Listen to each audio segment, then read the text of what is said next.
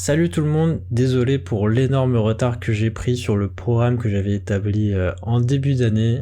J'étais en train de déménager et ça a été un peu la galère à ce que j'ai un cadre potable pour enregistrer. Maintenant c'est le cas, en tout cas je crois. Peut-être que le son sera un peu chelou pendant un ou deux épisodes, le temps d'ajuster tout ça. Mais bon, on va essayer de compenser et rattraper un peu le retard que j'avais pris. Je vais essayer de faire en sorte de sortir les autres épisodes au plus tôt. Bisous.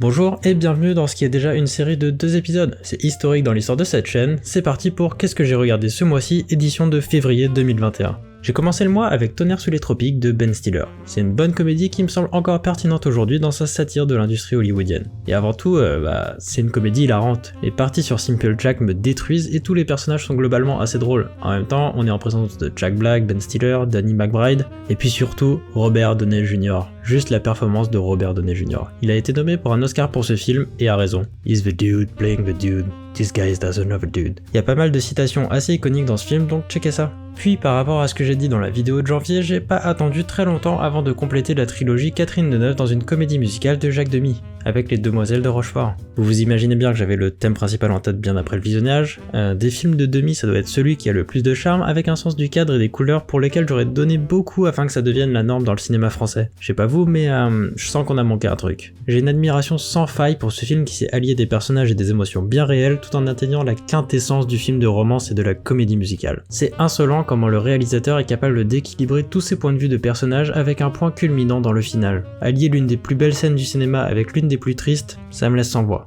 Puis c'était l'heure de mon rendez-vous annuel avec les spectacles de Bo Burnham, What et Make Happy. Je me suis surpris cette fois-ci à préférer What dans son ensemble face à Make Happy alors que j'avais tendance à penser l'inverse. What envoie tellement de blagues à la minute auxquelles il faut quelques secondes avant que le cerveau fasse le lien, je le trouve vraiment bluffant. Cependant, j'ai toujours une certaine tendresse pour Make Happy qui me semble plus personnel pour Bo Burnham et allie de jolis moments mélancoliques à des instants où j'étais juste en train de mourir de rire avec mes amis. Je crois pas qu'il y ait un sketch dans mon top qui soit aussi haut que le Kanye Rant à la fin de Make Happy. J'espère qu'un jour on aura de nouveau la chance de voir un comedy special de Bo Burnham, parce qu'il y a franchement personne qui fait des choses comme lui et je ne peux donc que vous recommander de regarder What qui est dispo gratuitement sur YouTube et Make Happy qui est sur Netflix.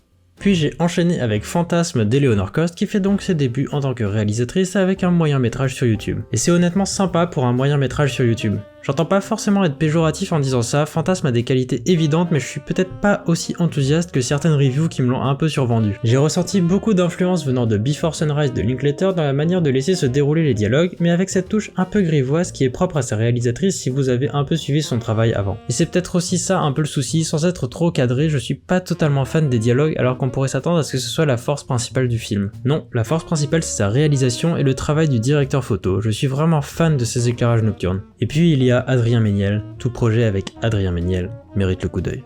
J'ai ensuite vu Ghost Dog de Jim Jarmusch. Comme souvent avec Jarmusch, le film a un pur style, et aussi, comme souvent avec Jarmusch, ça prend son temps. Alors avec Patterson ou Only Lovers Left Alive, j'étais complètement rentré dedans donc ça m'avait pas dérangé, là c'est un peu plus dur de ne pas ressentir les lenteurs dans le rythme. Après, comme j'ai pu le dire avant, pur style ce film. Forest Whitaker dégage un charisme incroyable et c'est pas le seul, il y a des vraies têtes dans le cast. Je suis assez fan du mélange des genres, un film de gangster à la philosophie samouraï qui se termine en western, c'est difficilement pas appréciable. Et puis bon, la BO est réalisée par The RZA du Wu-Tang, on fait difficilement plus cool pour un film. J'ai enchaîné avec Predator de John McTiernan et je m'attendais pas à autant aimer Premier Degré ce film. Il souffre pas mal de sa réputation et des opus venus après qui pourraient laisser croire que c'est pas un incontournable. C'est une leçon d'efficacité et d'économie de dialogue ce film. C'est vraiment un coup de génie de mixer un méchant de slasher de l'époque à des GI qu'on pourrait retrouver dans les films d'action bourrin des années 80. Et qui d'autre pour incarner ça à la perfection qu'Arnold Schwarzenegger. J'ai aussi été surpris à quel point c'est bien filmé tellement ça a dû être une tannée dans un climat pareil. Juste avec son dernier acte, j'ai hésité à en faire un supercut. C'est dire. Puis j'ai vu À bout de souffle de Jean-Luc Godard. Oui je sais, ma note est basse par rapport au consensus sur le film. Cependant, je lui reconnais facilement tout l'aspect novateur qu'il devait avoir à l'époque. Mais c'est aussi ce qui fait qu'il est daté pour moi aujourd'hui. On a sûrement vu bien mieux dans l'exécution depuis.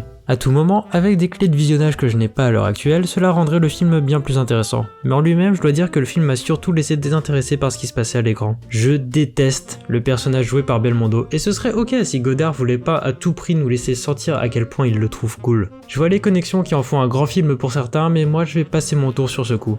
Après, c'est l'un des films préférés de Tarantino, vous suivez qui vous voulez, Tarantino ou un random youtubeur.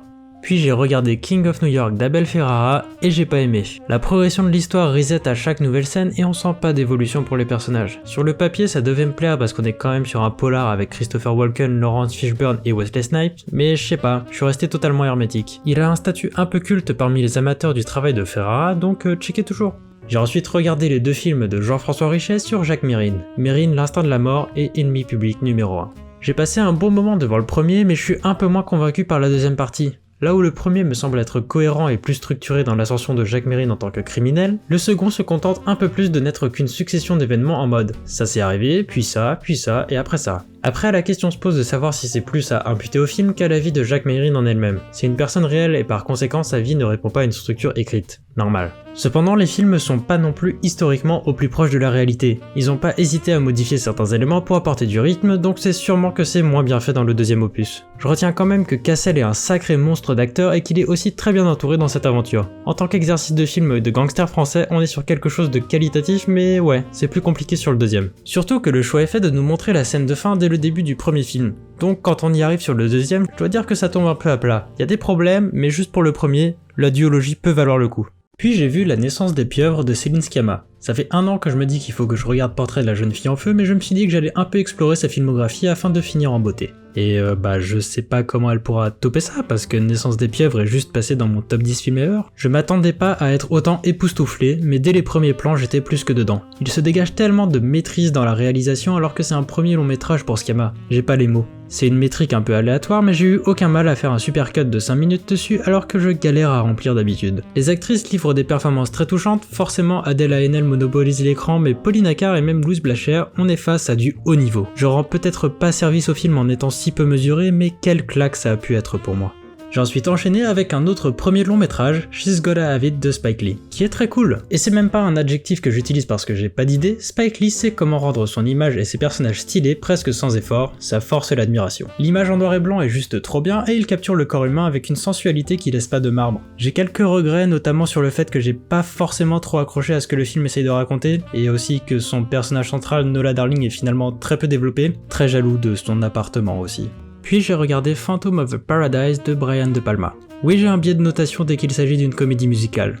C'est plus fort que moi. Si un jour je pouvais faire en sorte que tous les films soient des comédies musicales, je le ferais. Surtout si ça permet d'avoir des BO du niveau de ce que produit Paul Williams pour ce film. Je pense que c'est à ce jour la meilleure que j'ai pu entendre avec des morceaux que n'importe qui rêverait d'avoir dans sa carrière. La manière dont ça passe des Beach Boys au prog rock en passant par des morceaux plus lyriques, je suis plein d'admiration. Et le film est loin d'être en reste avec une énergie totalement over the top que ce soit dans le montage, le propos ou le jeu des acteurs. De Palma emprunte des influences de partout juste parce qu'il trouve ça stylé et ça marche comme jamais. Je lui reproche juste de pas utiliser Jessica Harper à son plein potentiel, mais c'est vraiment mineur par rapport à un film que je vois difficilement pas plaire à tout le monde.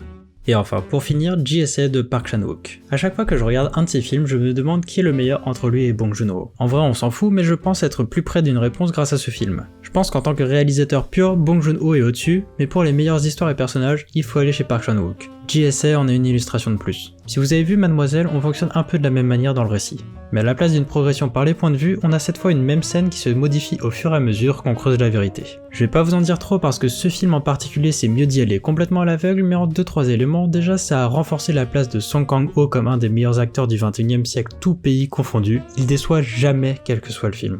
Je pense qu'on est face à l'un des meilleurs milieux d'intrigue du cinéma, c'est passé en un claquement de doigts tellement j'étais happé par ce que je voyais. C'est aussi l'un des derniers plans les plus tristes que j'ai pu voir, vraiment une leçon ce film. Et ça achève ce mois de février.